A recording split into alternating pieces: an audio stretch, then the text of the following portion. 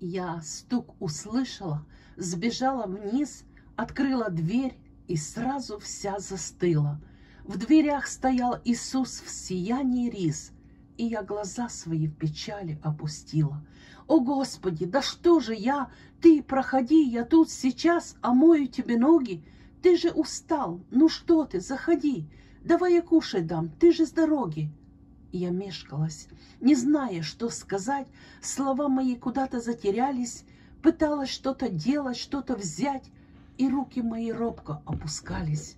Не смея взгляд поднять, я вдруг присела и, медленно подняв свои глаза, я, взгляд его увидев, обомлела. Как он смотрел, и в них была слеза. Мне стало очень как-то жутко неуютно, и я смутилась, сидя рядом с ним. Мне захотелось в эту же минуту все рассказать ему, но не хватало сил. Он вдруг приблизился ко мне и сел так рядом, поправил мои волосы и вдруг, сказав слова, а слезы словно градом полились с моих глаз и с моих уст. Так вырвались слова, и с дрожью в теле я стала говорить ему о том, какая я была на самом деле, и что еще валяюсь под крестом. О, Господи, прости, я вновь упала, я снова не туда пастись бежала, прости, что рожки мира захотела, и что опять с горы я вниз слетела. Поранила колени, руки, ноги, одежду всю порвала, и от ран я плакала, не видя, как с дороги давно сошла, где не было охран, где страшно очень, жутко воют волки, где люди ненавидят, судят, бьют, где горе, слезы, зло, людские толки, где грех, как с чаши, страстно пьют и пьют. Я так сидела с ним и робко говорила, и край одежды своей как-то теребила.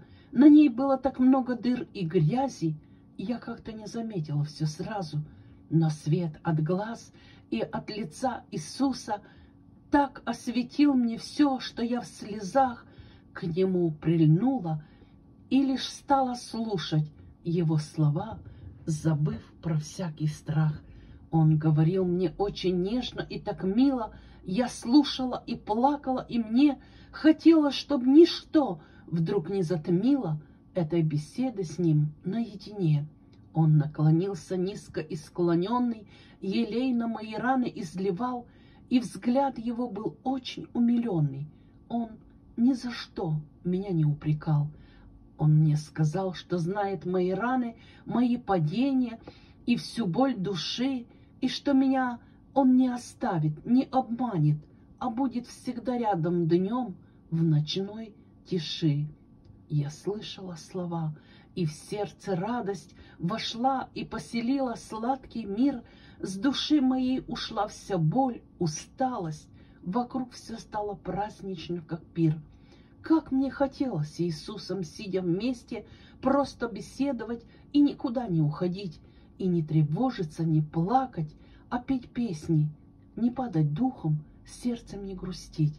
В его словах так много нежности и ласки, он все смотрел мне очень пристально в глаза, вокруг все стало словно в ярких красках, и высохла моя последняя слеза. Я захотела вдруг Иисусу омыть ноги, сказать ему, как я его люблю, и как хочу я с ним идти мои дороги, и с ним быть рядом даже когда сплю.